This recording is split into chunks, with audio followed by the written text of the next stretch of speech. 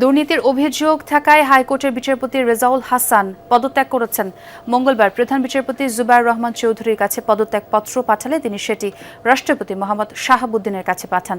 তার বিরুদ্ধে দুর্নীতির অভিযোগে তদন্ত চলছে সুপ্রিম জুডিশিয়াল কাউন্সিলে।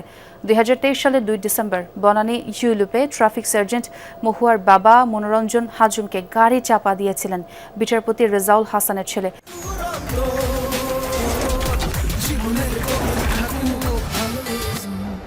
সে সময় এই বিষয়ে সামাজিক যোগাযোগ মাধ্যম ও গণমাধ্যমে ব্যাপক আলোচনার পরও মামলা নেয়নি পুলিশ। অভিযোগ ছিল বিচারপতি প্রভাব খাটিয়ে সে সময় থানা পুলিশকে ফোন করে ছেলেকে আসামি না করতে চাপ দিয়ে মামলা থেকে অব্যাহতি নিয়ে নেন। বিচারপতি রেজাউল হাসান হাইকোর্ট বিভাগের বিচারপতি থাকাকালীন কোম্পানি বেঞ্চের দায়িত্ব ছিলেন।